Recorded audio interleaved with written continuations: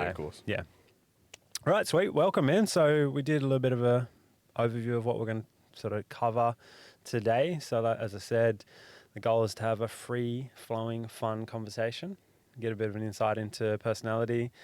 I'll make that joke again, although you've got lack of personality, so we won't spend too much on time with that on that. But all topics, all rabbit holes, tangents, rants are welcome. And then everything below with the questions that we got here is just a guide, so it can go whatever direction you want to go, and it's not going to be the first time, so it's not going to be the last time that you'll be in, so we can come back for many more, mate. So I guess tell the huge audience who you are and what do you do? I feel weird. Shall I look over here? Shall I look over there? Conversation. Yeah. You can talk to the camera, but it's going to be on Spotify, so Yeah. this just goes up on YouTube. Well, my name's Sam. I'm from the UK, and I'm a pretty new PT at one playground. I PT back in the UK at a shit gym called Pure Gym, if you know that one. Yeah. And I've been PTing for about 2 years, just trying to figure out what to do in this space. I've found I really like coaching, and just trying to work my way through life. I'm still trying to figure it all out, really. Mate, we're always trying to figure it out. No one ever really has it figured out, I don't think. How old are you now? 23. Yeah. You definitely don't have it figured out. I don't have it figured out at 33 this year, I think. Oh, yeah? Yeah, so... I would have said older. Yeah, everybody does, mate. When I turned 25, people thought I was 35, so I didn't have it figured out then either. I don't know. You have the beard? Yes, yeah. I had the beard when I moved to Sydney, and then so I've been in Sydney for 7 years now. Just this month coming is 7 years at one playground or fitness program. And I had it the whole time. It's been shorter and longer, and then in lockdown 2020, the end of it, before the gym opened, I just one day got rid of it and walked back into the gym just clean shaven after no one had seen me for 3 months. No one knew who I was, and everybody lost their shit, and then it's just slowly come back. But now Mel tells me that I'm not allowed to get rid of it. So yeah. I'm jealous. Of the beard? I just can't do it. Yeah, I can't. I genuinely can't. I get the neck here, and then here, and then nothing here at all. And fair. I've debated what to do for it. I was going to get one of those beard rollers, everything, but everyone says it's a scam, so I'm just not trying to scam myself. I think I just got to live with the hope of just having a goatee, and that's about maybe it is time to get onto that TRT, mate. Get some hair. Although it goes off the top there when it kind of switches round, doesn't it? Yeah, surely they'd have some sort of transplant for hair on your face, yeah? Yeah, but I'm not paying for it. That's the thing. I feel like that's great. There's two things I won't pay for: is my teeth and my hair. I just let them go. Just as guy as you can be about that stuff. I love that. Yeah. If mine, I don't think mine will go. Although it definitely won't go on the back of my head. I don't think. But I think from stress, it started to recede a little bit. Yeah. If it does, I'm just going all off. Yeah. Got it. But then you've got a beard, so then it looks okay. Yeah. If I went all bald, I look like. Have you ever watched Paul? You know, the Alien movie. Oh. Yeah, that's what I look like. So it's awful. That's what my girlfriend called me for ages when I shaved my head. So I can't do it. Yeah, that's fair. That's why you got to stick with the goatee. Yeah. The goatee's cool though. I like the goatee. Nice. I wouldn't say it's a goatee. I'd say just an attempt. Yeah, something there. But you're still young. Yeah.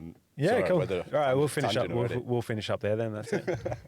So how did you get into PT, mate? Going further back than that, I started doing sport and exercise science at uni. Cool. I originally joined uni doing psychology with sociology. Right. So completely different. What made you do that? I really liked psychology. I liked learning about the processes of how people interact with society, how they interact with other people, and how you can influence that. And how they continue to fuck that up. Yeah, literally. No, joking. And then I found out I don't really like sociology. Right, okay. What's sociology?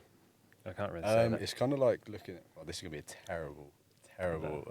Whatever is said on here, mate, is gospel, so yeah, true. It doesn't matter. So what it is it's basically looking at the themes of society and how within you have like social contexts of different things. Like one thing we kept on looking at was like the Renaissance. Okay. And it's like a thing called modernity. Okay. Don't ask me what that is. Okay. I wasn't going to. I was, because I don't know what it is, but we'll just plead ignorance. I think it's where, this is how little I actually paid attention. I think it's where like science became more involved in like society at the time. So then like it's how the world developed around society, Right, yeah. the science and everything. But then I found out I didn't really like that, and then I started to go to the gym around that point when I was like 17, 18, started like training properly. And I'd come home and I'd be telling my missus, oh, when you do this, it activates this and it does this. And then I was like really umming and ahhing about uni. And then she went, why don't you just do sport? Yeah. And I was like, she was like, you speak so passionately about sport and like everything's related to that. Why don't you just do it? Yeah. So I was like, yeah, I might as well. Just switch course and then never look back. And then just started actually enjoying my day to day with everything that they do around sport. Obviously, there's a few boring modules at uni. What was your favourite and then your least favourite? We had a strength and conditioning module, which was actually really good. Yeah. And then you kind of got the choice of looking into either hypertrophy or strength. And then kind of back and forth between those two. It was really fun. And then least favourite, Jesus. I actually think the nutrition. Yeah, okay. Because it's just the way they approached it. Like, we went in, they didn't really tell us much, and we just went in and they started making, like, protein balls. You know, like, with oats and all this type of stuff. Yeah. Just started making, like, they made us food, which was quite cool for some of it, but then part of it, you're just like, I kind of want to sit down, and I do really well when someone's talking to me. That's how I learn. Yeah, okay. I'm not really good with, like, if someone's speaking at me and showing stuff, I really enjoy that, but anything where it's just like interactive, I'm not a massive fan. Yeah, I'm like that. You're very process oriented with stuff that you do. Yeah. Yeah. Rob's the same as well too. He's very much like that. And if I'm learning, I like to just it be projected at me and I consume it, and then I go away and think about it, and then I'll come back to it at a point. But yeah, I'm very much the same. I don't like the interactive stuff. No, so yeah, that kind of got boring. And then, so I went into my third year, and I was always working in hospitality. So I used to work in like restaurants. I became a supervisor at one of my restaurants. Where I was making all right money. And then she was like, what are you going to do with this degree when you finish uni? You're just going about doing work in a restaurant. You go to the gym and then you go to uni, but you're not actually applying it in anywhere. You apply it to yourself, but you don't apply it to your job. So then I looked at doing a PT course in my second year. Got qualified, and then in my third year of uni, just did PT, hospitality, and uni all in my third year, which is a bit of a plateful. Yeah. But then, from that, just started training people, training at the gym, doing classes, and then, just started going from there. And then my missus decided to come out here, and we've flown away all the way across the world. Yeah, very original, mate. I always say English PT in Australia, we need more of them. Yeah. But you must hate us over at One Playground. Yeah, no, I've actually unfortunately got to live with one of them as well. So. True. Robbie, she doesn't listen anyway, so. Oh, does she not? I'll tell her. Oh, I do. Yeah, I do. Nah, you're an all right bunch, but yeah, there's a lot of you around. Yes, tons. Yeah. So when I first walked in, I spoke to Robbie. Yeah. And then he heard my accent and he just went, oh, for fuck's sake. He's like, there's another one of you. Yeah, I think, how many Australians would there be there now? PTs, I think there's only like 5 of you. Yeah, something like that. Yeah. And then it's like, I think we did this in a test the other day. How many? I think it was a quiz. I think it's like there's 29 of us all together, 28 of us. English? No, like PTs at Surrey Hills. And then it must be like 22 of them are English and the rest of you. Would be about right. It's an interesting thing. I think PT's changed here in Australia since COVID because, well, one, they don't have... You guys have better, I think, university education around that whole sports science degree, and there's a sports science and strength and conditioning. Yeah, you can kind of do. Yeah, you can do. There's loads. Yeah. Nutrition, S&C, or sport and exercise science. Yeah, whereas it's not so much here with that. So typically you just do a PT cert and then go into PT. But now because of COVID, I think, and just the way that everything's going, particularly in Sydney with the increase in rent, and then because there's an increase in rent and and interest rates, then people have less disposable income. So then there's a potential for people spending less on PT, which is not necessarily the case. But I think when people get that vibe, just it's quite common for if people have less money, PT is the first thing to go. And particularly over the last couple of years, I guess there was less security with that because of COVID, although we're kind of out of that now, but then there's other shit going on. There just wasn't, I don't think, a lot of people actually qualifying as PTs in Australia, as there once was, which is interesting because the fitness industry is pretty decent here. It's huge over here. Yeah. And like you're saying off air before, people are on average more active, but there's just kind of not as many PTs. Yeah. Yeah, I don't know. I was talking to Tom Merriman about it, and he said again, I could be wrong, but it said on here, so it's going to be right, that the biggest provider for PT certs in Australia last year, I think it was last year, they qualified like 17 people or something like that. That low? Yeah, something stupid like that. I think as sort of on the back of that COVID and just changing the way that people spend, and particularly security. I guess people probably move from areas where a lot of people move out of Sydney. I don't know, the whole work from home thing. The whole work from home thing really affected us here in terms of it's coming back but this area was very busy before COVID, and then it just dropped off because people don't live here, they work here, and then they live elsewhere. So, yeah, it's an interesting one. So, and then how long, so you've been doing PT for 2 years now? Yeah, and 2 years now. Yeah, and how did you get started doing that, or where did you get started at Pure Gym? Or? So, similar to what they do here. So you have the Fitness Playground Academy. Yeah. Pure Gym have the same thing. Oh, cool. So then you do your PT through them, and then you can get a job interview. And then if you do good in your job interview, you get a place there. Yeah, cool. But their business model was like you do classes for them. Yeah. So you do 3 4-hour shifts a week, and then that pays off your rent. Right. And then you build up your PT through like promoting yourself in the classes, doing all that. There are no systems the same as what we have here. Yeah. But yeah, then I started doing that. I just went balls to the wall with my classes. I was like, I'm going to make these as fun as possible for me and for them, and then put my own music in, do whatever I want in them. Made it a bit like GPP style training with quite a lot of it. And then, just pushed myself through that. The first few months, I just pushed and then got a bit complacent after that. Yeah, fair. Yeah. What's the vibe like in those gyms? I've trained at one in Scotland, but it was at Christmas time, so no one was in there. Was it a Pure Gym? Yeah. Was it pretty dead, miserable? Yeah. Yeah, it's miserable all the year. Always miserable. It's like... What is it, a drug front or something like that? No one goes there, or...? there's like...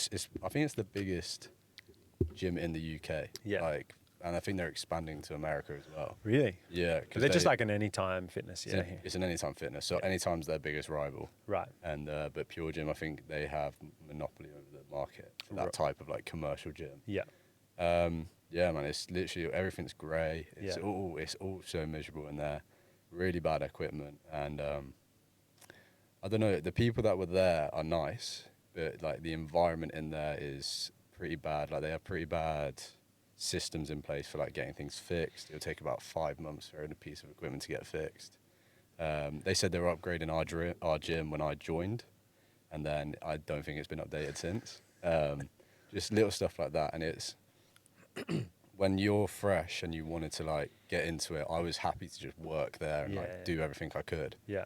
But yeah, it's just it's such a miserable environment. Like you go into the PT office and the other PTs would be like, "Oh, I don't want to be here. I don't want to do this." And like, when I came here, it was like another level of like positivity. Yeah, and everybody wants to crack on. It's a bit better, and that's one thing they do really good at One Playground. I keep going to say Fitness Playground, but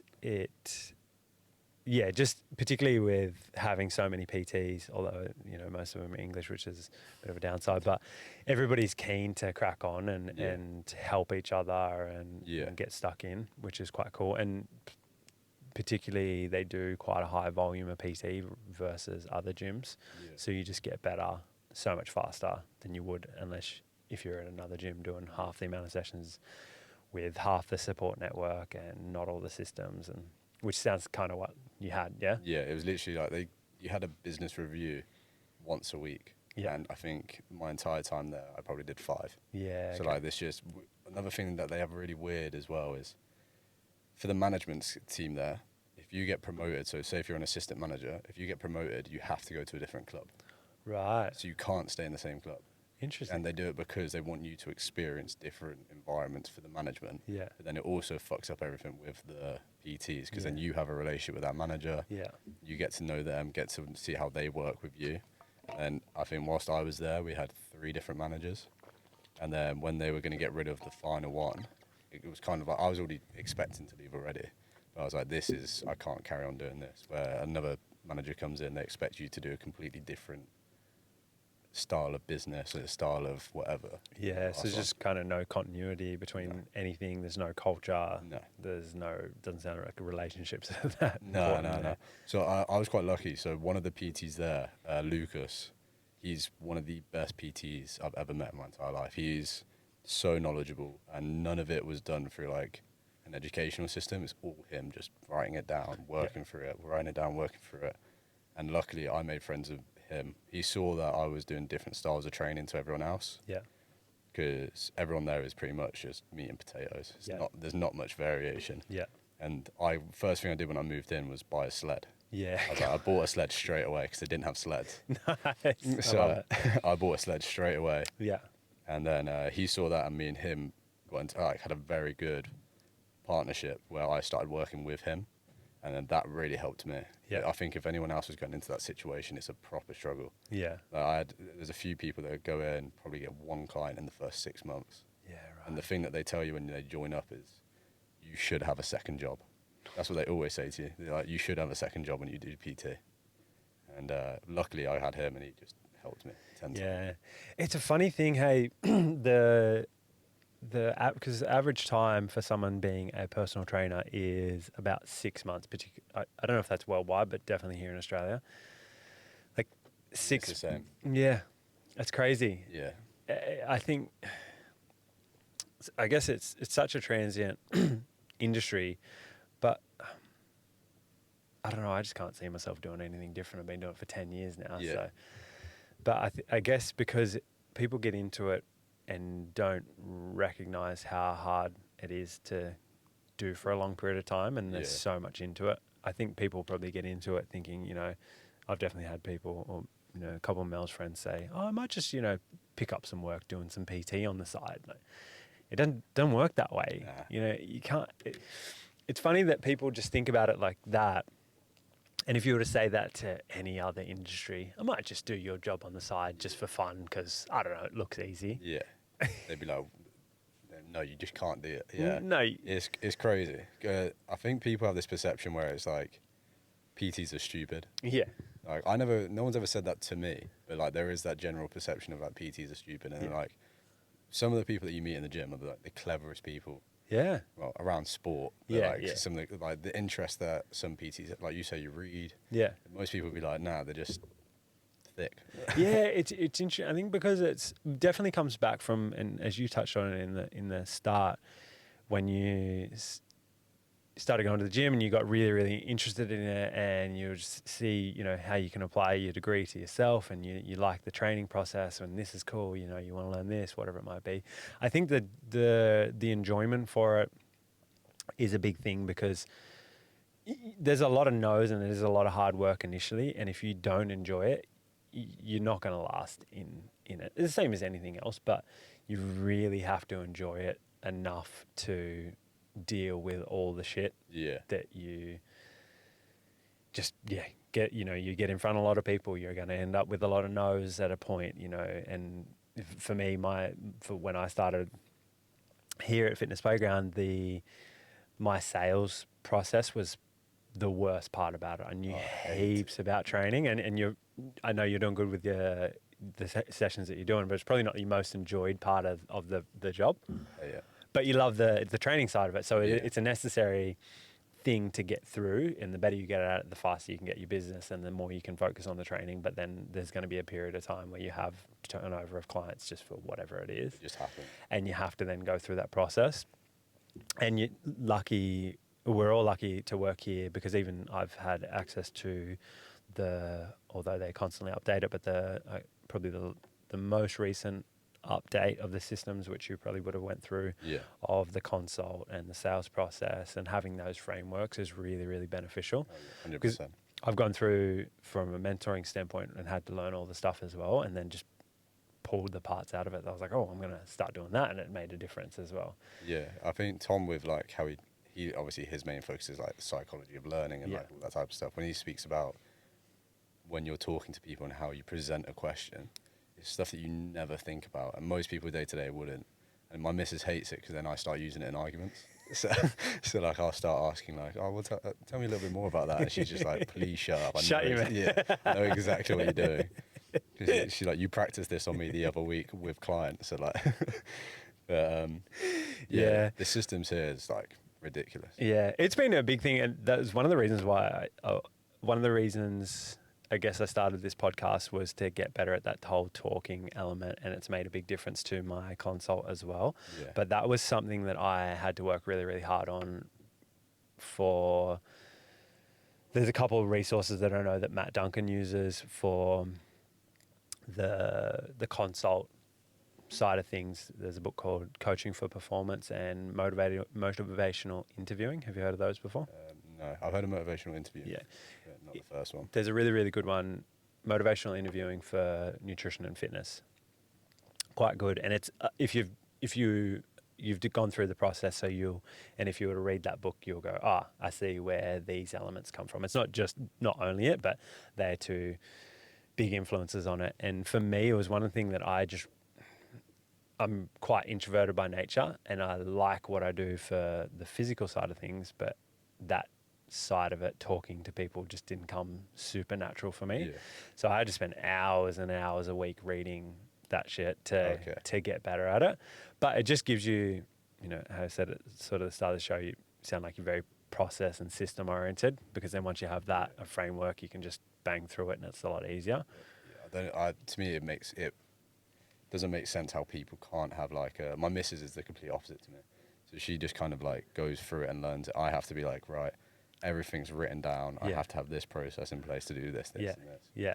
But I'm the same with my programming, man. I don't understand how people don't like programming. Do you like programming? To an extent, if it's the right person. There's a few clients where you're like, this is tedious. When you get like decent clients, then I love it. Yeah. I'm the same. I've had PTs in the past say they hate programming, like they hate it. It's most of your job. Yeah, literally. I don't understand that. But I don't know how people go into sessions and don't have a plan and are not organized, or haven't thought about it before and just go, fly off the seat of their pants. I don't know how they do that. So that's a bit about how you got into PT. What got you into your training, man? Because you love it. One of the things that I saw in your consult at the end of it, the consult notes, what does training mean to you? And you just wrote my life. So what got you into training, and where'd that love for it come from? When I first started training, this is before I like even thought about really what I was doing. I went to boarding school, and after it's quite structured there. So like you finish school, you have an hour and a half to do what you want. Then you go for food, go back home. We have something called prep. Do they call it prep there? No, so it's basically like sit down for an hour, do your homework. Yep. Then you have an hour break to do what you want, and then an hour again to do homework again, and then you go to bed. Yeah. And during that hour, people would go to the gym. Yeah. So I'd be around these like year above, 2 years above, all rugby players, and I'd go in and just go to the gym. And like I wasn't training that hard; it was just somewhere to be. Yeah. And then that started to be the beginning of it. And then I think I watched Eddie Hall strong, and then watched him like deadlift and do all that type of shit. And I was like, this is the fucking coolest thing. Yeah. And then that's when I went through a bit of a rough patch when I was probably like 15 to 17, just like doing drugs, being an idiot. Like didn't train, didn't exercise, stopped playing rugby, just MDMA became really fun to do. Like, it was a lot easier to do MD than it was to go training 3 times a week. So that became a bit of a habit. Yeah, I bet, mate. Feels so much better. Yeah, it's 10 times better. Yeah. And like, And very instant as well too. Training is yeah. not that instant. oh no. The reward is straight away. Like, so yeah, started doing MD, messing about with like psychedelics and stuff. Yeah. And then I kind of like fell out with the lads I started doing that with, like just became different people. Yeah. And then moved off, started like watching stuff, watched Eddie Hall, Yeah. watched West Side versus the World. Yeah. And then West Side versus the World was the thing that like hooked me. That's when Yeah, I was cool. like, yeah, this is the sickest thing ever. Yeah. And then I somehow found myself always going to like very bare bones gyms. Mm-hmm. So like I trained out of one, I can't remember the name for me, in Birmingham, which was literally just like barbells, chalk, Yeah. a few weights. And How that was it. gyms should be. Yeah. And then I graduated from that and went to an even better one, Yeah. which is called Gladiator Barbell out in Birmingham. And That sounds pretty gnarly. yeah. And the guy who was there, Paul, he was like dedicated to everything he did. He was like telling me everything about like Pridipin's chart, all Yep. this type of things, and he started like igniting that fire under Yeah. me. Sick. And then I just eventually just carried on training from there. Yeah. Yeah. And then so what you did a bit of powerlifting, yeah? Yeah. Yeah. So I trained that was my style of training for like 3 years. Never got to compete, but I did end up running my own competitions Oh, cool. in the gym that I worked at. Sick. So one of the other PTs, he was fucking strong guy and he was into powerlifting as well, and we connected over that. And I was like, look, we enjoyed doing this. Yeah. Why don't we run it as an event? Yeah. So like how you said, it was always and ahhing about it. Yeah. And then one day I was just like, right, we're putting the date out, we're gonna do Yeah. it. And then I think we were on like 2 or 3 of those events, and it was Cool. the fucking funnest thing. How did that run? As in like the full format. Or? Yeah. Was it just squat, dead, bench, or And so we like we were talking about before about the interim Yep. thing where it was like 1.2. So we did a few of those before as like promotion. Yeah. So we got down in the gym. We're like, oh, who wants to come up? You do your body weight for reps, or do that. Yeah. And then we got sign ups, and then we ran squat, bench, dead. Yeah. It was kind of tricky though, because obviously it's not like the powerlifting equipment, so Yeah. we kind of had to like mess about with it and try and figure out how to do it. But it was so fun to do. Yeah, it's such a good day and a good vibe, but just there's something about being in that environment where everybody just is giving it their best crack. It doesn't matter how strong you are. It's sick when someone lifts a huge weight, but it's just really, really cool that people try their absolute hardest. And I think just effort is so cool. Just watching people have a crack with whatever they're doing at their best relative to them, sick. Yeah. And seeing people get achieve something they've never done before. Yeah. And that's a lot of what we do the job for. Yeah. It's just really, really cool to do that. You get pushed, like when you're in those types of environments, people you don't know will start cheering your name. Yeah. And like you have no clue who it is, and you become like just connected to that person, even if it's for 10 seconds. Like the like electric atmosphere that you get, and that's crazy. Yeah. And then like we kind of messed about it on the first one. We wanted to make it a bit more like introductory. So we, instead of doing everyone gets 3 lifts, if someone failed, we were like, just go again. Fucking like, you've got it, let's go again. And then that just built up the atmosphere. Yeah. And then we kind of carried that on into the second one. And then I Yeah. think we did the third one. I can't remember off the top of my head. Yeah, such cool. Well, I supported a friend do a couple of powerlifting comps years back, and then I was like, I want to give this a shot at some point. I'm definitely not the strongest person, so I wasn't going into it to win, but we did one last year, and there was just a novice comp out in Western Sydney. Mel did it, Chris Mavros did it, I did it. Rob was going to do it, but Rob tore his quad. Oh, yeah, I heard about that. Yeah, fuck. Like 6 weeks before. I would hate that feeling. That must be awful. That was in the interims as well, wasn't Yeah, it? it was so shit, mate. It was the same sort of thing. Everybody's just cheering and screaming, and he smoked 170 on back squat, and like it was so fast. And then we're like, just don't go 175, just go straight to 180. Human, you'd be so annoyed. But it was the heaviest that he'd ever squatted, and it was more. I think the heaviest he'd been in the prep was 150 up until that point. Oh, okay, yeah. Yeah, Okay. he had more in the tank, but the way that the I phases. thought, no, in my head, when you said he was 150, I thought No, you meant weighed 150. yeah, I was like, no. he hides that well. Yeah. He's big, but he's not that big. But yeah, I think the heaviest that he went was he was doing an accumulation, but one was doing his program. He had him do essentially like 15 sets of one or something every 30 seconds or every minute just to accumulate singles. And I think he only was at, not only, it was 15 sets of one at 150, which is crazy. a fuck ton of work. But he just hadn't gone to that upper limit. So he'd been doing singles, but not high intensity singles. They were high effort relative to at, sets 13, 14, 15, but they were not high intensity at sets. And yeah, it was just a little bit too much for him. Yeah, that's the one thing I've always got in my head is like injuring yourself. Yeah. I've done it with my back. Yeah. Deadlifting. Yeah, so and like, it's the worst feeling in the world. So I can't imagine what a quad feels like. Yeah. Yeah, it was not good. That was the first squat I'd missed in a few years. That day I did the same thing and I was lucky to get away with it. I did 160 and it was equal PB. The heaviest I'd done was 160 and same thing, smoked it. And everybody was like, just go straight to 170, which is cool to be in that moment where everybody's just cheering everybody on. But sometimes you just got to be like, maybe I shouldn't make a 10 kilo jump on a weight that I've never Chris lifted. did this to me the other day, actually. Now that you're saying it, I've just remembered. So I did 180 on deads, and I haven't deadlifted in almost a year. Yeah. And so I get back into it, and I got 180, and he was like, just go 200. I was like, well, I just wasn't, fuck it, might as well. Like, but in my head, I think I knew it wasn't there, but it's just everything around you is just like, you might as well. At least with at deadlift, you can still really fuck yourself up, but at least you can let go of the bar. Yeah. It sounded when Rob's quad tore, it was probably, I think he had a little bit of a bruise, but it wouldn't have been more than a grade 2, so it wasn't a complete snap. But it sounded, I thought his shorts ripped at the bottom. That's what it sounded like. And that sounds horrible. Yeah, there was a tearing sound, and then he jumped, and I thought he'd just, because sometimes if you get balked by your shorts ripping when you're squatting, you don't know if you've torn. I've done it before. I'm just being like, what the fuck was that? Yeah. Was that just hear a noise. Yeah, was that my spine or was that? But yeah, it was actually his quad.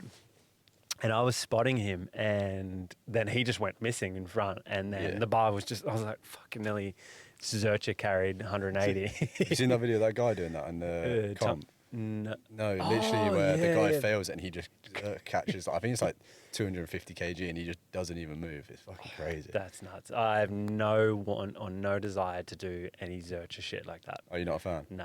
Why? What's the... I'm, I guess, a little bit soft. No, fair enough. I don't want to fuck my elbows up. See, I never find it... that's the question I was having with... Who was I speaking to this about the other day? We were trying to say, when you're initiating a Zercher, do you go bicep tensed already? Yeah. Or relaxed and then tense? Because my theory is that if you're relaxed and then tensed, you're putting yourself in like a vulnerable position. Yeah. So we had this massive debate the other day, but I think half the room was tense and no tense. Yeah.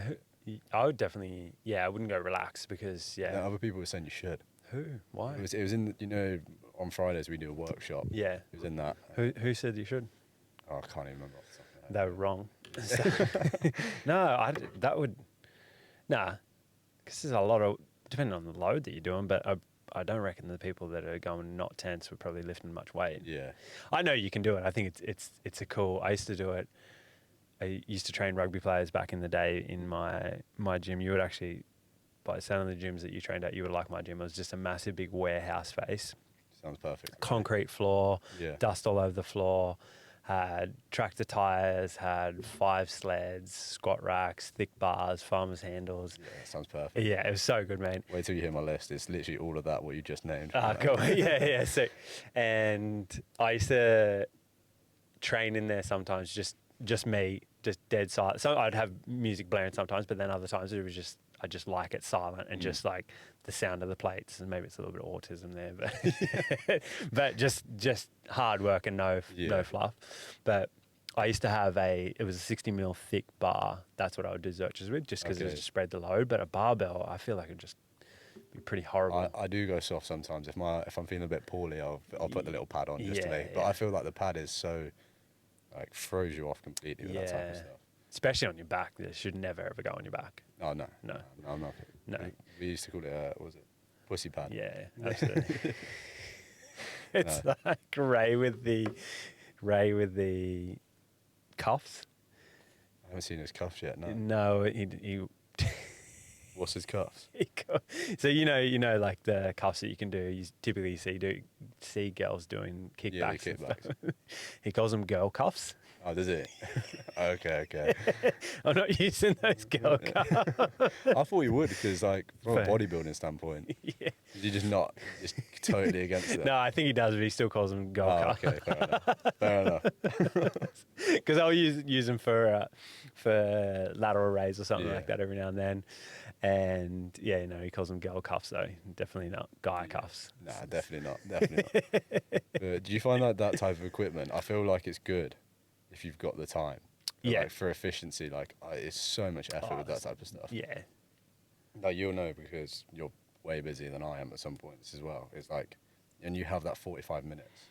You kind of like you just doing what is Yeah. like necessary. I'm not spending time setting up a band to do this. I'm not No. setting up. Like, there's so many things I want to do with the sled, but it takes so much time to set up. It's just not even worth it. Yeah, and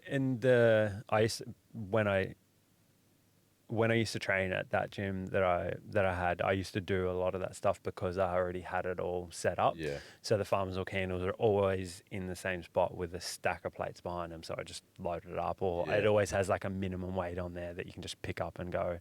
And same with, I had a sled that had a rope attached to it. Always had a rope attached to it, because then I had another 3 sleds that had the handles on it, and then whatever it might be, one had straps on it so you could do some high pulls, and then the other one you'd push.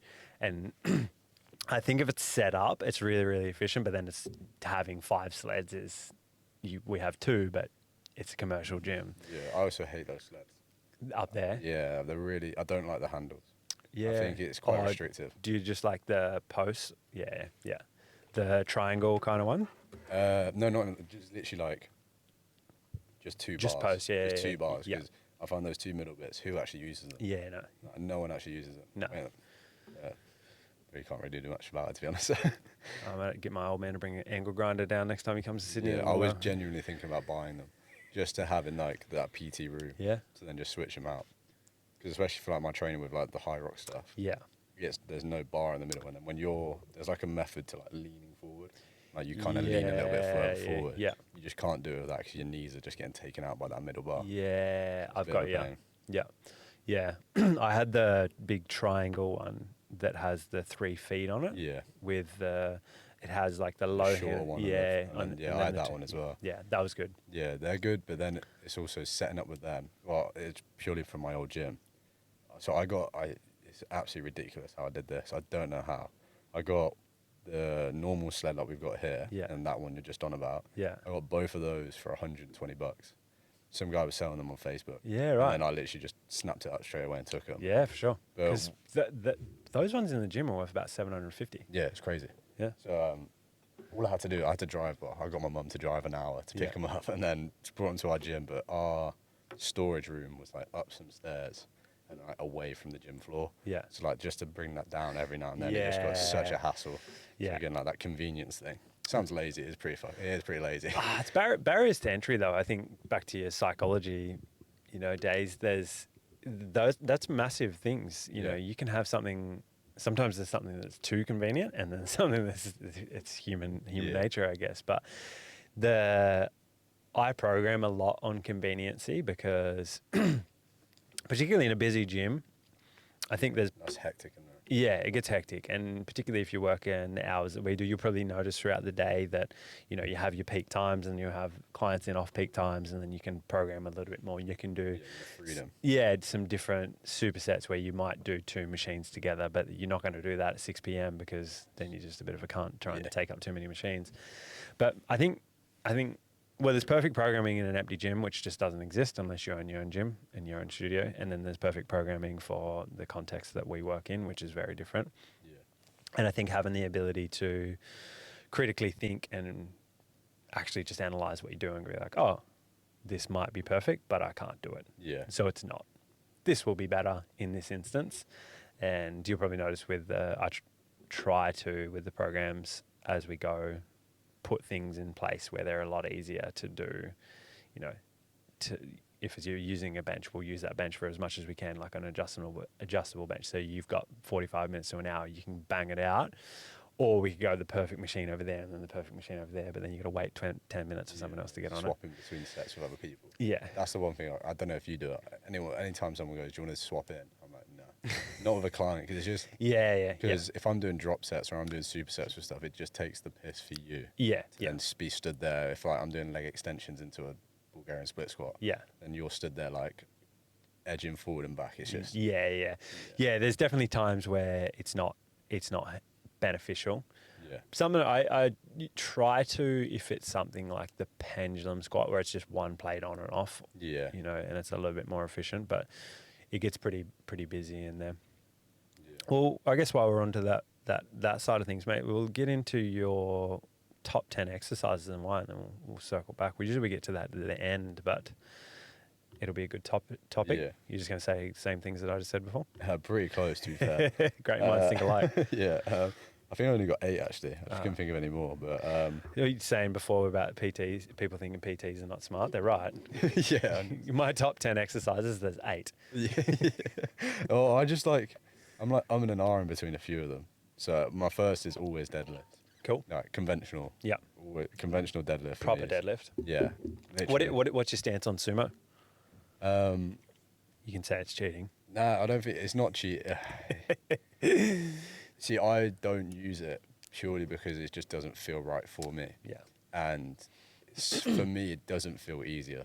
Yeah. So like for me, I can't say it's cheating because it doesn't feel easier, like in context. I understand when you talk about like leverages and everything like that, there can be that argument. Yeah. So why it's cheating? Everyone calls it cheating, but I think for like accessory exercises, I think everyone should try and conventional. Yeah. And then use sumo as like an accessory, or like if you need to switch it out in a phase, then it's perfect. Yeah. Like the lad who I ran the competitions with, he was a sumo deadlifter. Yeah. And he was hitting like 300 kg on deadlifts. Like, I wouldn't be able to do that at all. No. It's definitely not. It's just fun to take the piss out of it. Yeah, people get very offended very quickly on that. But I think people sometimes do take the piss with range of motion on it. Oh, 100%. In terms of, I saw a lad in the gym the other day. I think he might have been... I understand a lot of the concepts around stuff, but then I also just have my stance on things, and I don't. It's just looking at things and viewing things and have an opinion, as everybody does. But when people do, there becomes a point where they take so much range of motion out of it that it's just like, what the fuck are you? Yeah, it's similar to the bench press with the arch and the wide grip, you know. Especially like female bench presses in particular, they're able to get that like overextension and just leaning back so far. And they move it like 2 inches, 3 inches. Crazy. And it's like, is that a bench? Yeah, okay, it is, but still, what do you get out of that? Yeah, I would love to see what, like, we were speaking before about how the sicker strength, how he was talking about the 80s compared to now. Yeah. If some of those 80s powerlifters saw powerlifting now, how like boggled their mind would be about all of that type of stuff. I know, yeah. It'd be crazy. That's the thing. I think, obviously, it's sick to shift a lot of load, but I think when you try to having things, I think a lot of things that I try to do with my clients is standardize a lot of things we do. So these who then have a marker for success or not. So you go, okay, if we standardize, this is what your squat depth is, and that's what we're doing, it's completely fine to change that, but don't, and you know, if you're doing a powerlifting competition, you don't need to do a full depth squat the way that I do, but you're doing a different exercise at that point. So that's completely fine. Just standardize that as the different exercise. Yeah. A sumo and a conventional, yes, they are very similar, but also they're two different exercises. And it's completely fine if someone just does a sumo. But what I was going to say is when I saw a guy the other day doing a really wide sumo, he then had straps on and pretty much had his hand open. So where the bar would be sitting in his hand here, now it's sitting down here in his fingers. So then, you know, you're not moving it. Yeah. It's like those figure 8 straps. They like, you can literally just hook it there and it's like nothing. Yeah. And so just things like that, it's just, what are you doing? Yeah. I reckon you could look at it in this way where you're like, you have single ply, double ply, and then maybe you can even do sumo and then conventional and see how that separates things. I think like You can even do it for squat stance as well if you wanted to go that crazy with it. 'Cause, Yeah. like, I remember you've seen how fucked up my body is. When I Getting less started, fucked up now, though. yeah, we're making progress, which is good. Yeah.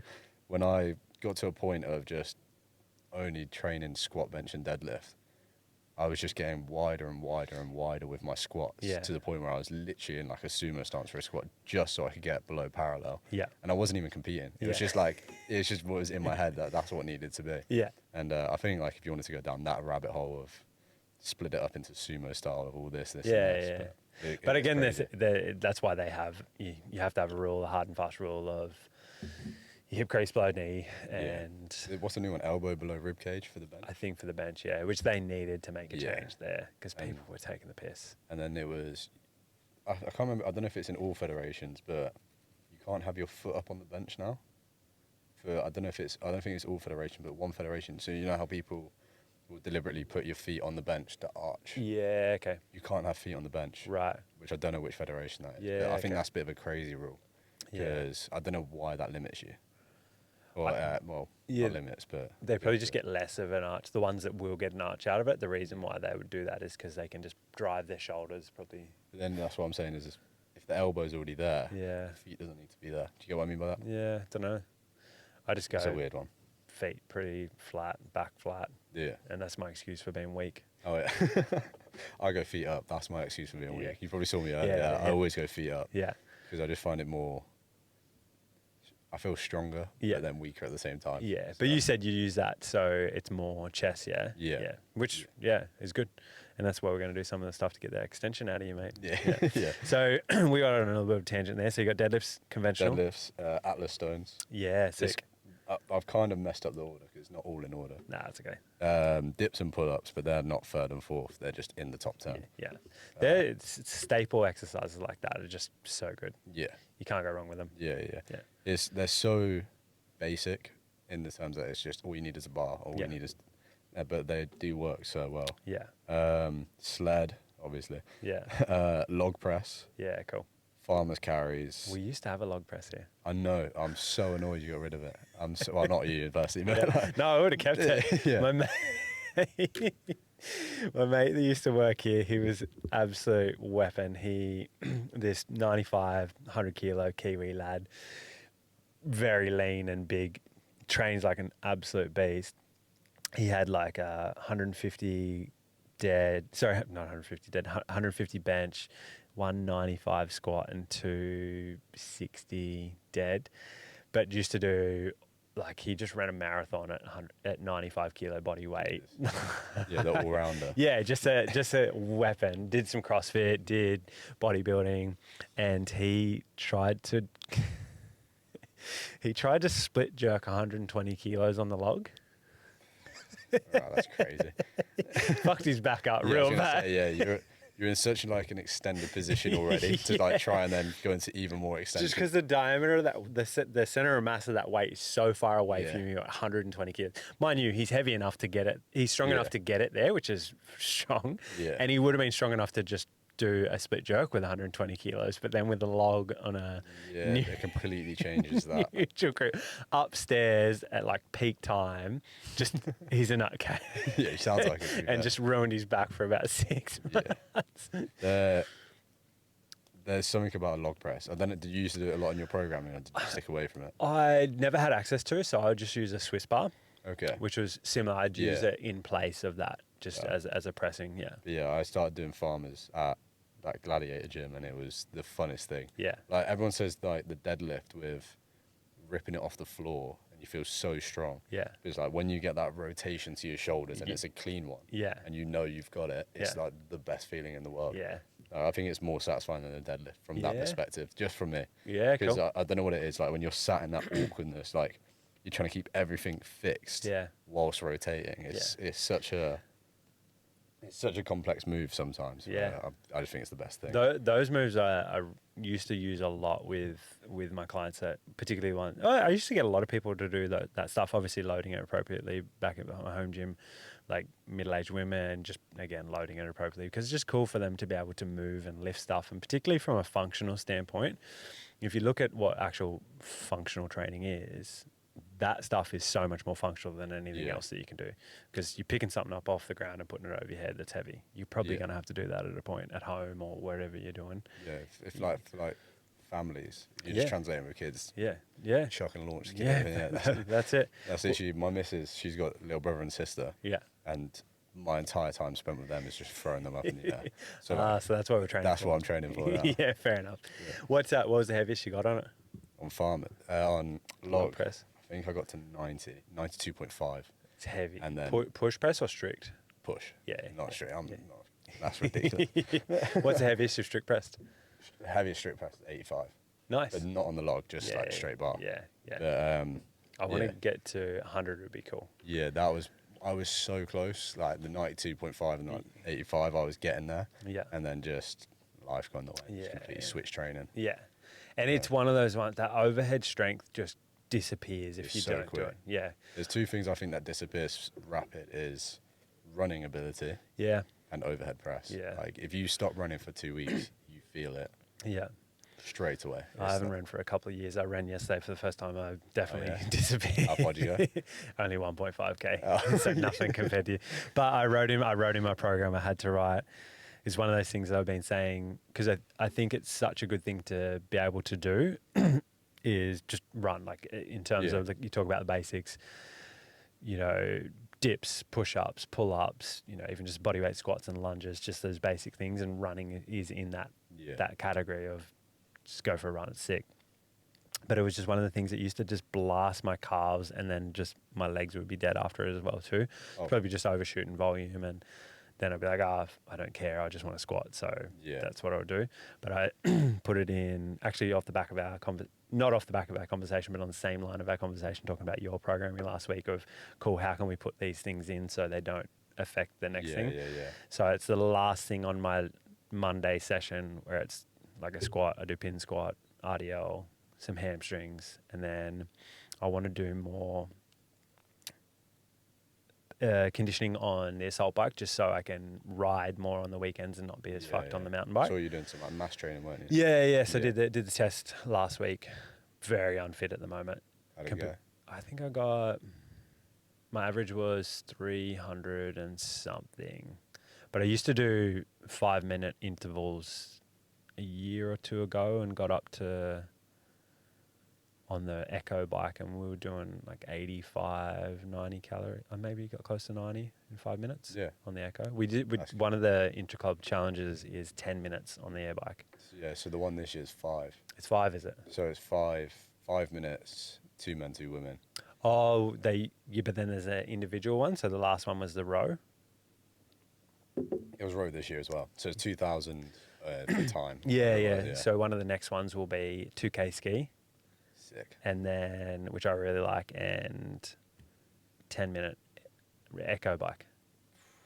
Rob got 195. Yeah, he's an animal. He's literally crazy. Me and Billy were talking about this. 'Cause Yeah. I think Billy came in second. Yeah, he got 160 something. Yeah, Yeah. and then he was just like, Rob was just fucking Yeah. over there. But The what I've heard is he can't take anything not serious with that training side of stuff. No. Which is a sick thing to have. Yeah. But then how you end up ripping a quad Ripping a off. quad. Yeah. Hopefully he's learned from that. But the best part about that is as well, he just watches the clock for the whole time. Is it? Yeah. I have to. That's why I wear the hat. Mine's like head down, just ignore it and just. Yeah. I did. That's crazy. I did 15 minutes just really low effort stuff the other day, and I had to put my hat over the screen Yeah, because I I can't see numbers. Can't Yeah. watch it. Yeah. No. When I do it as well too, I got to distract myself.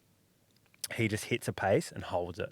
Yeah. I have to go up and down, up and down, which is what I was doing on the bike. But anyway, so I wrote in my program, 1.5K run, just get it done. Does Yeah, not yeah. matter. Literally in capital letters, get this done. Yeah. So Do it. yeah. What do we got there? Sorry, we're getting on some tangents here, and I'll keep interrupting you.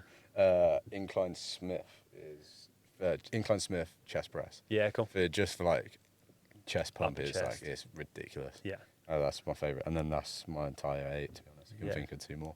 Not even 2 more. Bicep curls. See, this is probably apparent. I never used to train arms, Yeah. which is kind of not what you'd expect for most Yeah. teenage How lads. does it feel being wrong?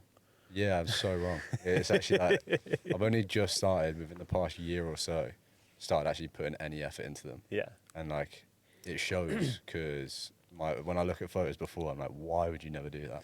It's like the craziest thing. But I would take a shot at the reason why you didn't do it is because you would always just gravitate to the stuff that's really fucking hard before that and be like, it's easy to train arms. I used to be the same as well. Yeah. I'd be like, why would I train arms when I can push the sled? Yeah, literally, that's the same thing. I prefer that more max effort stuff than anything else.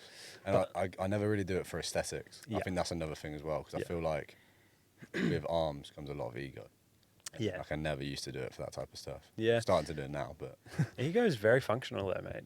you reckon? Yeah, it's one of the most functional things. No, I think I used to be of the same. I think the same. I've gone through phases where definitely as a teenage boy I just train arms, and then I fucked my shoulders up so much playing rugby. I couldn't do much upper body, so then everything was just sprinting, squatting, deadlifting, all lower body, and then random shit like that. And then I would go, if I was going to train arms, I'd make it as hard as possible. So I'd do fat grip everything. I'd do towel chins. I'd do rope pulls, which I think is cool. But then also there's a need from a structural balance standpoint to have some arm direct stuff in there, because they do, I joke and say the ego, and it is cool to have big arms as bigger arms as well, because they're on show all the time. But that is super functional. Like if you want a big Zercher squat, it pays to have strong bicep. Arm, for sure. Yeah. Your boy Tom Haviland's got a pretty big fucking bicep curl. Yeah, well, he's got big fucking everything. Man. Yeah. He's crazy. Have you seen him do bicep curls? I don't think I have. Is it just, do you do straight bar as well by any chance? Yeah, it's a. I vibe with that style of training so much. It's so sick because he makes like a lot of his own equipment, and it's just steel plates. But there's one where he's just leaning over this bar, and it's like he's got. Oh yeah, it's similar to like a preacher, but it's not got the full pad. But he's got two tires on either end. It's crazy. Yeah, that's functional. Yeah. He's the epitome of like functional. Like, just craziness. That the type of training he does. I don't think someone was comparing it the other day. I think it was Mitchell Hooper. Is he one of the world's strongest men? Yeah, I think he is world's strongest man at the moment. Yeah, I think he might be. So he was comparing his lifts to Tom Haviland's, and like Tom Haviland's got like quite a lot similar or better than him. Yeah. So like the fact he's from Australia, isn't he? Yeah. Yeah, just lives out somewhere, doesn't care about that type of stuff. Yeah. But if he wanted to, I think he could be world's strongest man. Yeah. He'd fail a drug test straight away, but all of them would. Yeah. He's ridiculous. He's trained by a guy called Josh Bryant. Have you heard of him? Yeah, that's one of the influences. Yeah. He's great. J.R. Strong's, his knowledge is ridiculous. It's up there. Yeah, I first got in, or started to get familiar with him because you'd be familiar with Charles Poliquin at some point.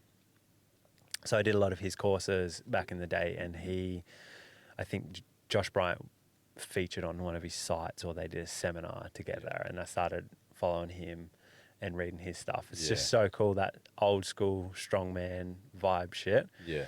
Backed by, obviously they take into consideration strength, science, and all that sort of stuff. Yeah, he's very technical with a lot of stuff as well. Yeah. Which, again, is one of the things you find big meathead dudes like that are really good coaches. They usually read a fuckload. Yeah, 100%. Well, that was one of the things that Louis Simmons did. Yeah, he was read a lot, like all the Russians and the Russian literature. literature. So he was, I think, like he's like for him, he was only dedicated to powerlifting. Yeah, and like he just did everything in his power to make him the best coach possible. But he didn't do it for a coaching to start with. He did it for himself. Yeah, and then just turned out to be the best coach in the world. Like, yeah. Obviously, it's people either love him or hate him. Yeah. I think a lot of people now hate him more than love him, which I think is crazy. Yeah. But I don't know. What's your stand on him? I think it's a funny thing, because I reckon a lot of people would use so much of the concepts from people like that, and people like Charles Poliquin and Josh Bryant and all that, and have no idea that that's where that stuff originated. But then they'll see something taken out of context and be like, that's dumb. Stupid. Yeah. They don't know anything. This, peer-reviewed study said this, or, The amount of peer-reviewed studies that come out now is like, it's ridiculous when you actually I love it when I think JL Strong did it a few times where he would put it up and then just show the flaws in all of it. Yeah. It's crazy because I think science-backed stuff is amazing. Yeah. But then when you actually look into the science of, like when you actually look into it, it's always flawed. Yeah. Like, Yeah. it's so flawed. And they have to, talked about it a few times on here, they have to take, they're looking at, one isolated subset of one element of a certain exercise or technique or rep and set and rep scheme or whatever it might be that they're looking at in that particular context that just doesn't realistically apply to everything that you'll do in a training realm. Yeah. No, so like with my dissertation, you guys don't do dissertations out here. You didn't go to uni, did you? No. But, Is it very apparent? No, because I just remember you saying you went straight to work and I started. Yeah. But like in the UK, you got to do a dissertation and it's like your final research project. Yeah. And then mine, I wanted to do it on the effects of music on resistance training in female athletes. Okay. But I fucked up the timing and just didn't submit in time. So then I had to do a literature review. Yeah.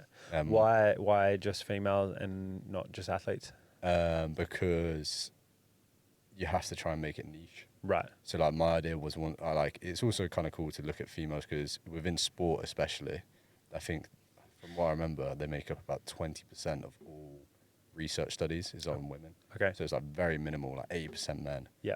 And then, you have to try and really promote you to make it like a niche. Yeah. So then I couldn't do that. So then I had to do a literature review. Yeah. Did you look into it at any point with that, the effect of music? Yeah, so that was what my whole thing was on. So my final dissertation was on the effects of music on resistance training. Right. So you just didn't do it on just women? So I was going to do a full actual study where I did it over 12 weeks, examined how it affected them with hypertrophy, repetition performance, strength, and create all these different variables and do it that way. I just missed the deadline for one of the submissions and then just couldn't do it. So that's the reason I didn't do that. And then ended up just looking into a literature review and all that stuff. And then it's crazy when you look at the stuff that's published, how poorly published it is. Yeah. And like people, when you're looking at the music, you have to make it so that it's the only stimulus. Yeah. And then there'll be so many studies where it'll be like, it was performed in a weights room with 20 other people in the room. Yeah. Whilst they're also creating auditory stimulus. And it's like, there's so many little flaws with that type of stuff. But it is interesting when you look into that type of stuff. It's so fascinating with music. Yeah. But tell us a little bit about that, because that's one thing I read back in the day. I was saying before, I trained with no music. And what's your opinion on with music, without music? What effects does it have? It definitely gives an effect. Not on strength, from what I found. There's always correlations, and obviously it's person dependent. But from everything that I found, it was like preference was the biggest factor. Yeah. So it doesn't matter about the BPM. Yeah. Preference is the biggest factor. Besides that, it has to be over 130 BPM. So if it's someone who doesn't like music, which is crazy, there's some psychos out there who just don't enjoy music. It's found that over 130 BPMs is preferable to 180. And then the decibels have to be over 70 decibels as well. Okay. Anything below can just cause a reduced effect and actually put you into like a more of a restful state. Right. So you actually underperform. Yeah. Okay. Every time they looked at no music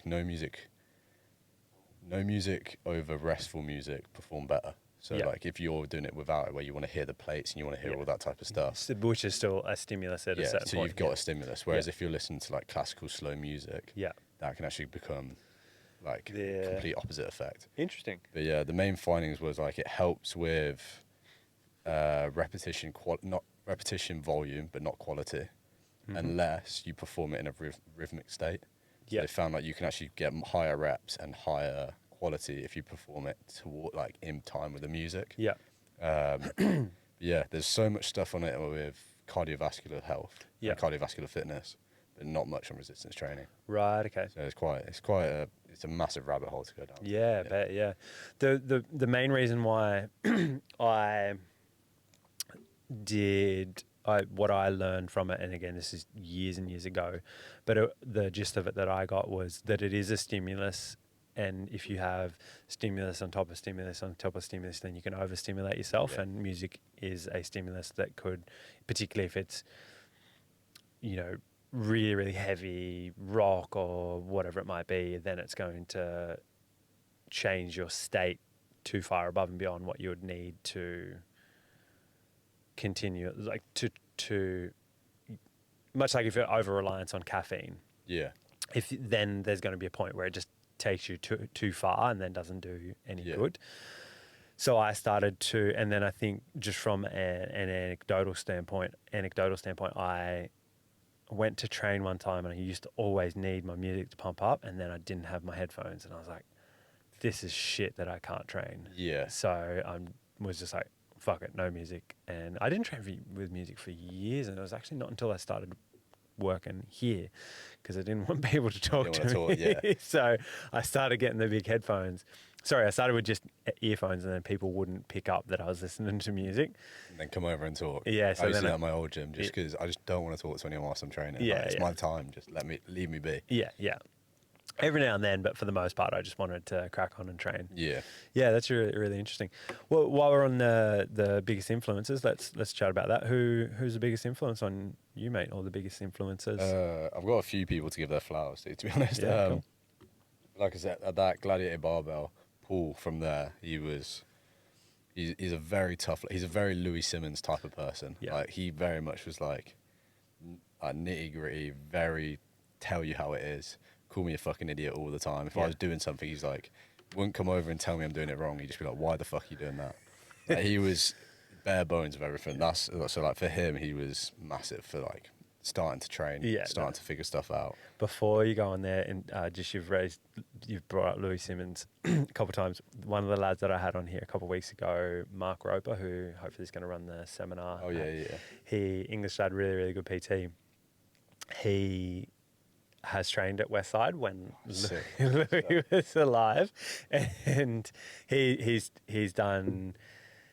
worked with some really, really high level people, done a lot of what Charles Poliquin did, and then all that sort of, done some of the powerlifting. And he trained at Westside one time, and he said,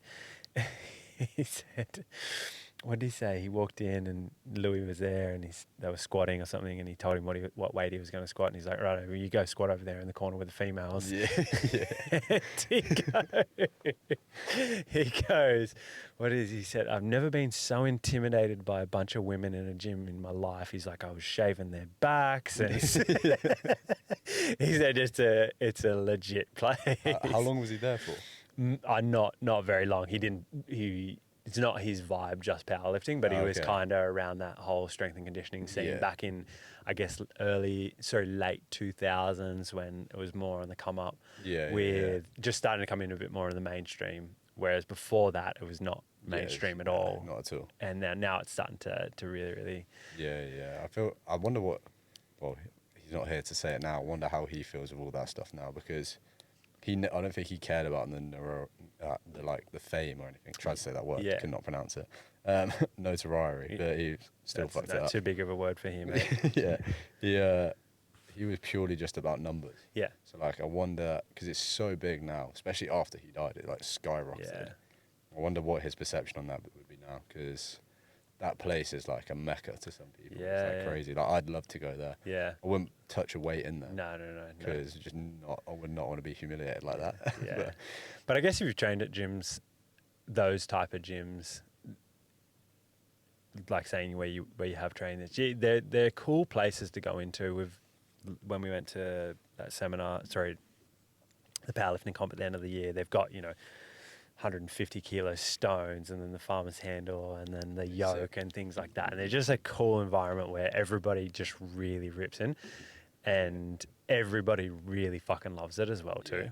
Which is the atmosphere in there was so fun. Like, you come in and everyone knew each other. Everyone knew. Like, we had the gym dog. I think a gym dog's the best thing in the world. Rest in peace to Kush. He was the best gym dog ever. Like that whole place, it was like, the ceiling was coming in. There was like pots everywhere to try and catch the water. It was like you'd have to like scrape off the rust off some of the stuff just because like the water had been dripping on it. Yeah. It was the best environment for that type of stuff. Well, the more rust you've got, the less you need chalk. Yeah, just exactly. One and the same. It just grips. But there's always like, you'd walk around, there's always like all the little pots of, my brain's gone. like smelling salts. Yeah. It's like hundreds of bottles everywhere, talcum powder, like chalk, everything. It was like the best place for that type of stuff. Yeah.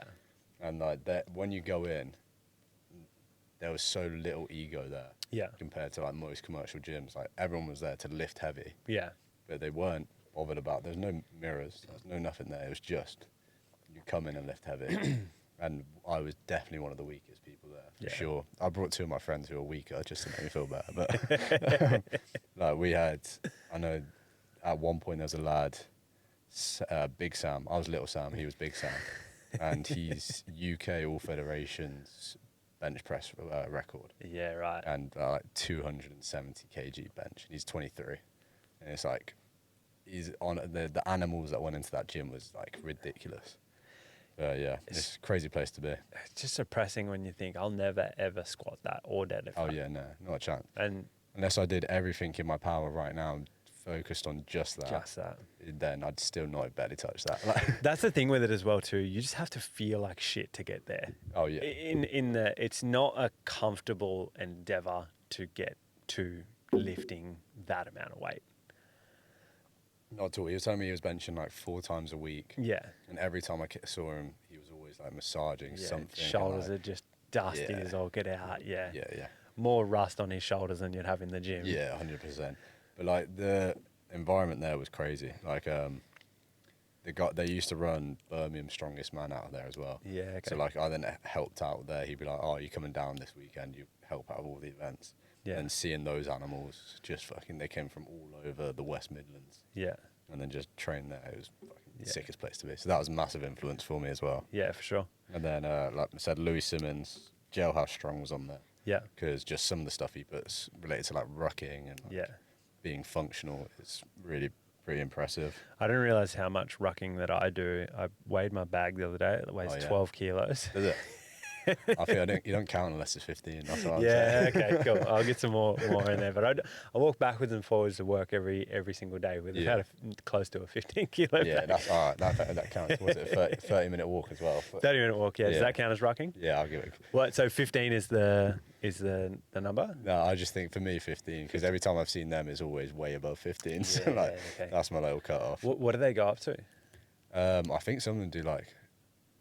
Well, Tom Haviland goes crazy with it. I don't know what he does. Yeah. I think he does like 100+ pounds whilst rucking. He's like 40-something kilos, 45 kilos. But like it's that military style of training is. Like my mum, bless her, she's a 5'3", tiny woman. And she was in the military. Yeah. And she joined in the 80s, so there was no male or female. You were just one. Yeah. So she was telling me when she used to ruck, it would be 40 kg on your back and then about 20 kg in gear. And she's 5'3", probably weighs about 50 kg. And she's just carrying more than her body. Yeah, it's crazy. That's nuts. So for her, I feel like it'll probably be more as well. Yeah. Okay, we're going to get a heavier bag. Yeah. Classic one, Goggins. David Goggins. He just is. When I read his book, that changed my mind on a lot of things as well. About how your mental side of stuff is way more important than the physical side of things. Yeah. And like I had a massive mess up yesterday. Went to do 20 miles. I don't know if you saw my story. Yeah. Went to do 20 miles, got 9 miles in, and my head was just gone. I just couldn't. And that's going to play on me for like the next week or so. So you'll see some crazy training sessions coming up. It's got to make up for it. Yeah. I did that a while back with, I was squatting every day. Every now and then I go through periods where I like that same sort of mentality of not all the time, but with the running and, they're just doing hard shit. But I'll just do it with a squat. Like I'll go a month or two and I'll squat every single day. Yeah. And I did one day, just wasn't feeling going heavy. So I was like, I'm going to get a 10 rep max, which can still be pretty heavy. And I did 130 and I thought I did 10. And for me, it would have been a PB. And then I watched the video back and it was 9. I was like, fuck's sake. And now I've got to do that 9 again to get another 10. So then I come back in the next day and made sure I smacked out 10. Smashed it out. And I was like, I'm not doing that for a while. Yeah. Something in you just has to do it. Yeah. I feel like some people will be happy with just the 9, but I think you've got that same mentality where it's like, I need to do it. You got to get it. And I think that's where the sports science and that is really, really cool. Because yes, okay, cool. You shouldn't do that all the time. But then there's sometimes where, that then put my projected 1 rep max at the highest that it had ever been, which was Yeah. cool and made me feel good. And then Yeah. I still, mate, I think it backed off the next couple of days, but yes, It's good to defy the science. That's what he consistently does. Like, yeah, I don't know how much you look into him, but like, he's a nutcase. like his knees are completely ruined. Like, he fully just defies all sorts of like sports science. I think he could use a little bit of it. Yeah, 100%. Yeah. But I do love the mentality that I think I heard him talking about. He'd figured that hip flexors were everything, and you just had to stretch hip flexors, and that'll fix everything. I was like, Yeah, he started doing yoga for like 4 hours a day or something. Yeah, he's not a very like dip your toe in. yeah, fair. Sorry, going on is that Lucas guy I was telling you about. Lucas, his name's on Instagram, Alpha Project. Okay, cool. Like, he is very unique with his styles of training. Yeah. Like, I think you'd get along with him very well. Yeah, cool. The Polish guy, very, very much same, just tells you how it is. Yeah. But when we started working together, he has a library of information, does multiple courses. He's just always about bettering himself as a PT. Yeah. And he was just always like, oh, do you need this book? I'll send you this. If you need this, I'll send you this. And just consistently helps me out with that. Yeah. Sent me Rebuilding Milo. Have you read that by, I can't remember his name, Rehab Science? Not Rehab Science. What's the guy that really Squat University. Squat University, that's it. So yeah, sent me his book to Yeah. read. So then I started reading that for like rehab stuff. Yeah. Lucas was just, he's paramount with where I am as a PT now. Yeah, cool. And like pushing education before anything, because he would spend £500 a month just to like, well, I'm not saying this is what he actually does, but he would just do it if it made him better as a PT. Yeah. He'd do that. He even, I think at one point he was doing, before I left, he was doing a something to do with like nursing or course, like something to do with physiology course, like a very like in-depth nursing course. Yeah. Just so we could understand the body better. Yeah, cool. Like that type of like education is key thing. It's massive. Yeah, for sure. There's so many facets to what we do as well too, I think, which is the cool thing about it. And I guess that's why if you're really, really interested in it, you get so, there's elements of obviously the training side of it with just the sets and reps and programming, but then there's execution, and then there's the biomechanics, and then there's anatomy, but then also the psychology element, which for you've got a bit of a background in it, and that comes in handy the more clients you work with, because, okay, well, why is this not working for this client? Because it worked for that other client there and that other client there. And then nutrition, it's almost, I guess, like a lot of other jobs, and particularly if you work for yourself, it's almost endless what you can learn. But it just seems like there's so many things, so many sub units of things that you can continually batter yourself on. You can look at sleep, you can look at hydration, you can look at caffeine, you can look at nutrition or whatever it might be. It's literally never ending. No, that's why I think team sports works really well, because they've got that interdisciplinary nature of everything. Yeah. It just helps, because I think with PTs is very much what it has been is you do sets and reps, and this is what you do, and then you tell someone how much to eat. Yeah. Whereas, like, as you said, when you actually look into it, and like if you're looking at the posture, if you look at all this type of things, it can actually develop it. Whereas team sports has always been, how do we make this better in every aspect? Yeah. I don't know, have you ever watched Rebuilding Jerusalem? No, what's it about? It's about the England World Cup rugby team. Okay. And talking about how they were developing the squad over the years, and how the management changed everything when he came in. Yeah, okay. And he went from like, oh, we come in, we're doing this type of training, we're doing undulating, we're doing this. He brought in like an eye coach. Okay. And she was teaching everyone how to be more reactive. And it was just eye training for like, I don't know how many weeks. But then she was teaching him, like, Johnny Wilson, oh, you need to look. If you're aiming for something, how do we focus it so that's even better? Yeah. And is that how they won that World Cup final? Yeah, I think just about. It's my first memory of rugby. Oh, really? Yeah, him kicking that goal to finish us off in that World Cup final. Yeah, sorry, that's a bit of a sore subject for you. And then Aussie rugby has just gone into the bin from there. You're fucked now as well, for the next few years. But the World Cup's coming here, so hopefully you redeem it. What have you got, 4 years? Yeah, 5 years? Well, they just binned Eddie Jones, didn't they, I think? Has he gone again? Oh, he might be. He's probably gone back to England. Somewhere. We don't want him. But if you actually look at his stats, he was, up until the last Six Nations, he was like the highest win percentage for any England coach ever. Yeah, right. But then we still think he's shit. Yeah. I think he's just that person. I'm so far out of it now, but I think he's just that person that everybody loves to hate. Yeah, for sure. Just because. I don't know how much you know about football, but like Jurgen Klopp, who's a Liverpool manager, Yeah. everyone loves Just to loves hate to hate him. Yeah, everyone loves to hate him. Yeah. So that's that type of thing. And they probably go, I don't care. I've got a big bank account. You can continue to fucking hate me, and I'm going to laugh all the way to the bank. Yeah, for sure, 100%. Yeah. Well, what were you saying? Talking about all the different aspects and different elements. So before I cut you off, talking about rugby. Oh yeah. No, that was literally the end of the point. To be fair, but the only other people I can think of who who influenced me today is there's a guy named Tom Walters. Okay. He has a book called Rehab Science. Okay, cool. Which is really good for like just everything rehab. He's pretty knowledgeable and all that type of stuff. Have you heard of Fergus Crawley? The name sounds familiar. Tell me what he does. He's a hybrid athlete. Yeah, That's what they call it. yeah. I don't think he call himself a hybrid athlete. I think he just is an athlete. Yeah. What's your opinion on the hybrid? What the term? Yeah. I think it's most. I won't use that word. We just talked about previously. Yeah, fair. Yeah. I think I got your gist on it. Yeah, I just think you're not hybrid anything. It's just like you're training. You're training. That's literally it. Like, unless you're a world-class powerlifter who competes at the highest level, you are a powerlifter. That they are powerlifters. Yeah. If you are day-to-day just training, and then you come into the gym 4 times a week lifting, and then you go running 3 times a week, and then you do something else, that is just training. Yeah. Like, there's nothing else about it. It's just training. Yeah. Like, I would never pick. I run. I do all these little things, but I would never go like, oh, I'm a hybrid athlete. It's just not. You're not. Yeah. If you saw my post yesterday, I was taking the piss. Oh, was it? Yeah, I definitely was not meaning that. I literally said to Mel, I'm going to post this to take the piss. Oh, okay. Yeah, no, I definitely did not mean it like that. Yeah, that's one of the things, hey, it's like, but I think it's obviously just a trend.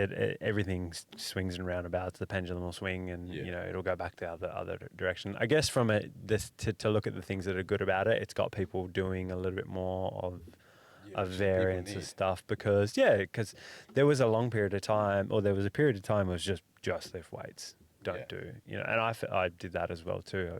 But then I look back at what I used to do when I played rugby.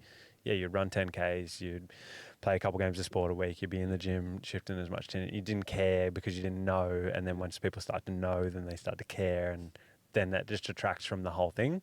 I think there is a point where, yes, it can detract from the goal if you are powerlifting and that is the sole goal, and you're also doing, if you're not already at the upper limit of your powerlifting and you're doing tons of cardio, it will be a limiting factor on your upper limit of strength. If you get to your upper limit of strength and still continue a little bit of cardio, or in that process getting to your upper limit of strength, it's not detrimental.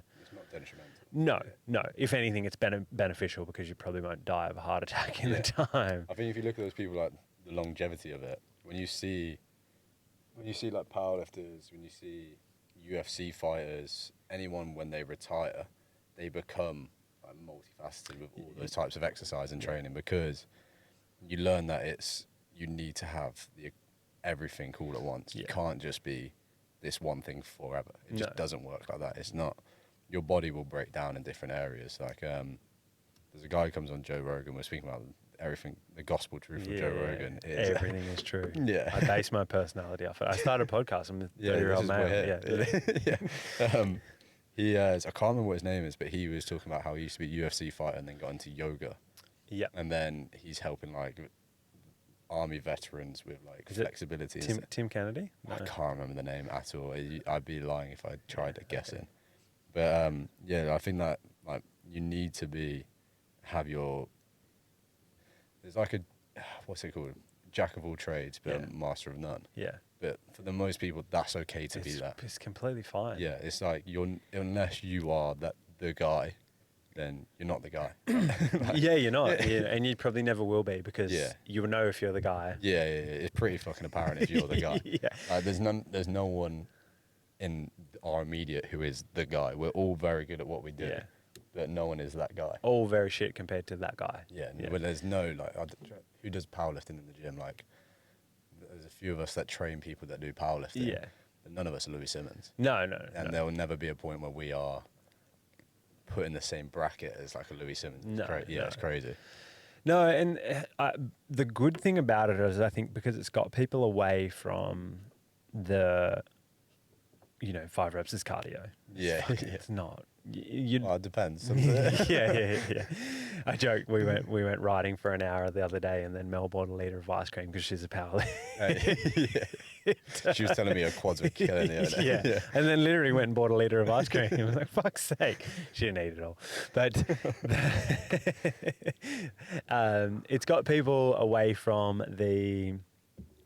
Yeah, 5 reps is cardio, and that if I lift weights, therefore I can't do cardio. And we're talking about the interference effect. Yeah. And I think the good thing about it is it's got, in the hybrid era, has got people to actually work on their cardio, which if your cardiovascular system stops, you die. Yeah. So it probably pays to work on that and stress it a little bit so it gets better, so then everything else is less of a stress for your cardiovascular system, and you'll probably live a better, healthier life. It just creates balance for people's lives. Yeah. It turns out like you can do more than just going to the gym 4 times a week. Yeah. Like you still have 7 days to do other shit. Yeah, which is a good thing. Yeah. Well, like it's a good thing. The word's retarded. yeah. We have to get it in there. Yeah, for sure. But the word's stupid, but it is having a good effect on everything. Yeah, and I guess it's cool to see the rise of, I guess, the fitness events like the High Rocks and the Turf Games, where CrossFit has done that, for us, because if it wasn't for CrossFit, then it would still be, But also, it's just got into a weird period, because if you look at all that old school training as well too, that I really, really vibe with the old school strongman stuff. There's a book called Dinosaur Training. Have you heard it before? I've heard that title. Yeah. You might have seen it on Jailhouse Strong. A guy called Brooks Kubik, and it's so cool, man. Like just how they used to write and talk about just basic strength training, like your log press, your overhead press, your squat, bench, deadlift, and it's nothing amazing, but just how they used to talk about it and write about it just gets you excited about it. But then they also would do some, cardio stuff. They would do hiking, the rocking, which is what you should be able to do as a human being, if that's your goal, to live a decent life, which I think most people is. Yeah. I think though, if you are going to, if it's something like you're going down the route of you want to push your strength, because it's spinning of plates. So, if you are, for right now, your strength training is going to help you do your High Rocks event and complement that, not necessarily detract from that. You could probably train for a powerlifting comp at the same time, but you'll probably just fuck yourself up and run out of room at some point. You can still get stronger, you can still train, but then it's just, okay, cool, if we put a little bit more emphasis on this, what you... Yeah.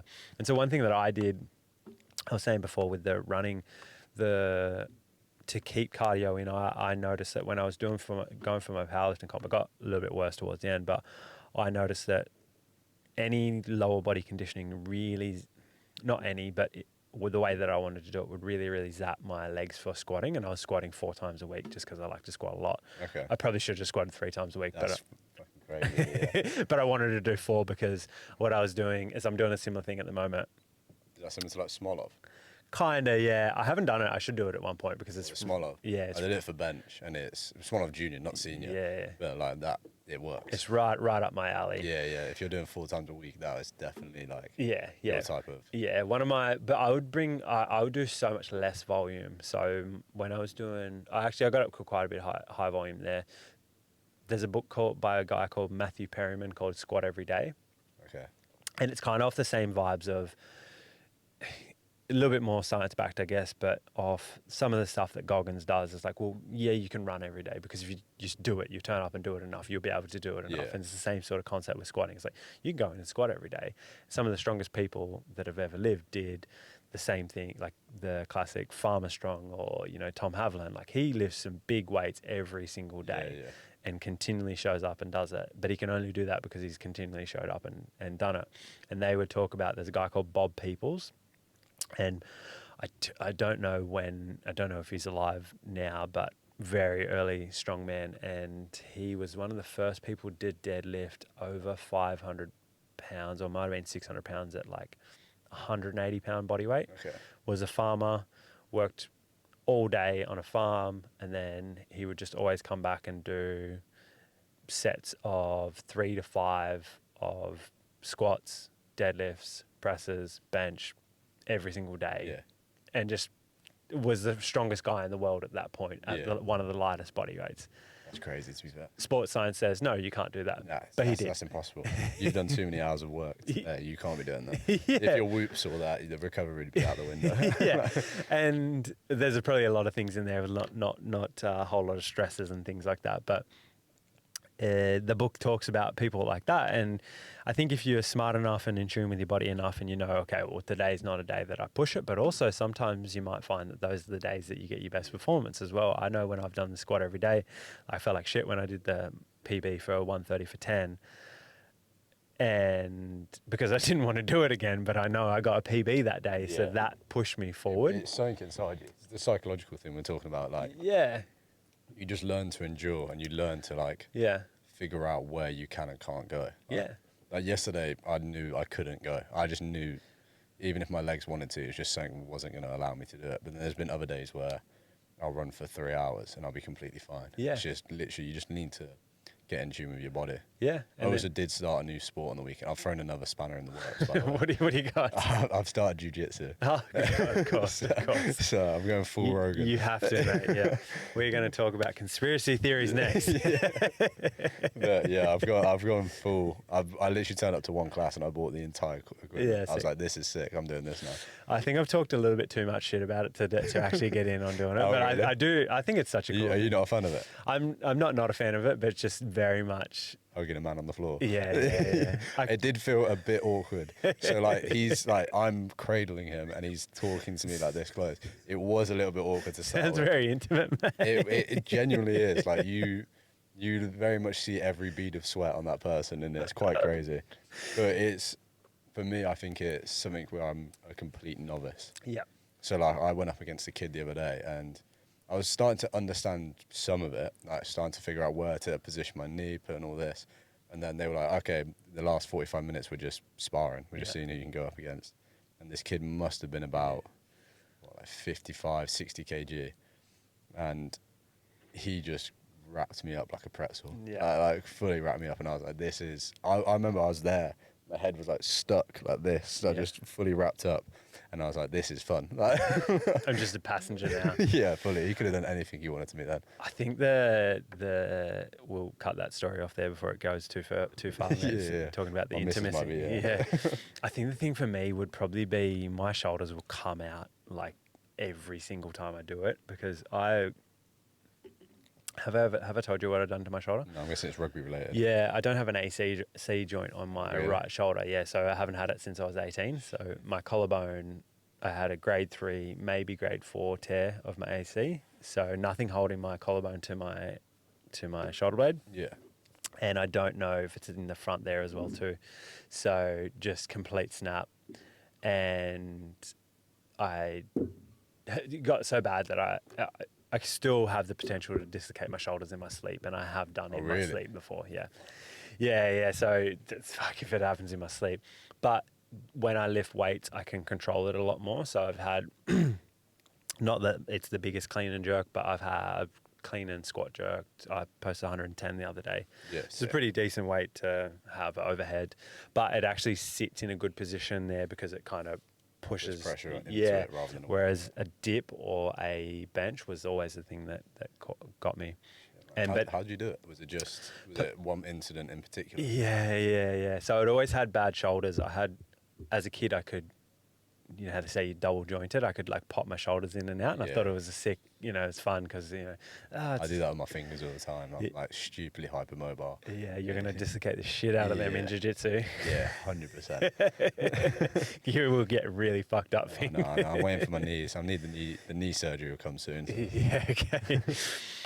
And so I dislocated my shoulders, shoulder dislocations or subluxations and concussions was the thing that put me. I think I had like 4 or 5 proper bell rung out, for a minute or two, and then vomiting after concussions. But the shoulder was playing, it was so shit. It was a school game of rugby league, and I was in year 12, so final year of school, and they just put a ban on, or put a limit on how many sports the year 12s could play because they wanted it to be more academic. Yeah. Mind you, we're in a town of 3,500 people. The boys only go to school to play sport. Yeah. Like, that's what we're there for. It's a couple of academics, but we're there for play sport, yeah. And they're just because we didn't know what we wanted to do, not to be academics.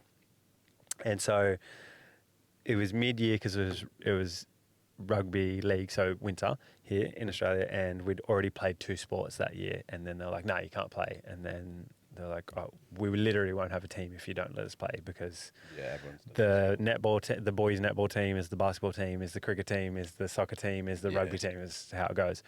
And so we had to write a letter to ask for permission to play. And then they finally just let us play, and then they were like, cool, you can play it, but it can't be during sport hours. That's usually how we would play here in Australia. Sport hours? Sorry, school hours. Oh, okay, So we'd, play at lunchtime for the game, and then you get the afternoon off. But it had to be after school. Yeah. So it wasn't even in school hours. We're nearly not allowed to play rugby league. Kick went up, and no one went for it. And I was playing in the centre, so I was a little bit wider, and it bounced and then come to me, grabbed the ball, took off, and then someone just came across from behind, grabbed my jersey, and then like rolled as like we were both going in this direction, and just kind of ragdolled me. Yeah. Just kind of got momentum of both the directions that we're going, but enough that he just flung me, and I landed on my right shoulder and just went snap. Like inaudible. It's not. Did you feel the pain straight away? It's more shock, isn't it? Yeah. So there was I was lying on the ground, and it was just like, fuck, snap. And then I was like, there's something wrong, but there's no pain. And then I went to sit up, and then I couldn't move. And then it was like someone stabbing me in the shoulder, and then I was like, oh, this is fucked. But like a full tear. And it was a very big snapping noise, not what you want to hear for your shoulder. Yeah. And then, and ever since then, they said you could get surgery. Actually, a doctor told me, they looked at this x-ray, there was no break. So they're like, oh, you could play in 2 or 3 weeks. And then I went to the physio, and the physio said, you're not playing football for a while. Said you can rehab it, and then, or you can get surgery, but you're going to have to rehab it anyway. If you get surgery, it might not necessarily fix it as good as if we just get on the rehab.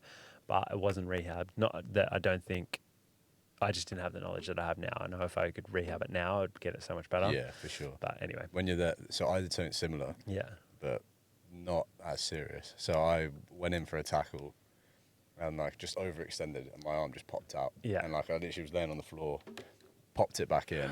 Yeah. Came back on, same tackle again, popped straight back out, and I was like, right, I'm not going to do that again. Yeah. And then I pulled myself off the field, and we were away at our rival school. Yeah. And it was like one of the first games of the season. This is when I started dabbling with MDMA, so it was perfect timing. What held with the pain? So then I just remember I came off the field. Next time we're going to cover pharmacology. Yeah, I've got a long list for you, trust me. Yeah, hopefully my mum doesn't see this. She'll love this. My mum will soon. But I came off the pitch, and I remember I was waiting in like the school nurse's office, like their school, and she was like, oh, you're going to have to go to hospital. But I actually had a party that night, and that kid will be sweet. Yeah. So I literally sacked off going to the hospital, just literally held my arm like this, just administered your own. Yeah, and then just completely had a fucked shoulder for like my entire life since then. You didn't tell me that in the consult, mate. No. Well, it's fine now. Like it clicks a little bit, but like it's not. It was just a dislocation, so it was just like, it was a little bit soft for a few weeks. Yeah. And then just stopped playing rugby after that. I think I think now that I'm thinking about it, that might have been the turning point, because I didn't play rugby ever again after that. Too many painkillers, mate. Yeah, fully. But yeah, the feeling of your shoulder is horrendous. Oh, so shit, man. Then there was just an issue for the longest time. I couldn't do, this is why I started training legs so much. And people know me for my squat now. But yeah, I just couldn't do anything for the longest period of time. I don't know what we were talking about there, but injuries. I don't know. Oh, we've gone off on so many tangents. We have gone off so many changes. We might pull up there, mate. I've got a 4 o'clock as well, so it might yeah, make sense perfect, to cool. Yep, and then we'll definitely have to come back for round 2. Oh yeah, and more from anytime. there. I've got all my notes. I need to get Yeah, all we my need, homework done. we never. Well, the screen went off, so I don't actually have any questions to ask. I don't have a framework, so I can't ask any questions. And I It's just all go, sweet. go blank. Right, man, that was good fun. Yeah, it was We'll sick, catch you on the next one. All right, cheers for having me. Thank you. Thanks. How's that, mate? Yeah, it's more natural than I expected.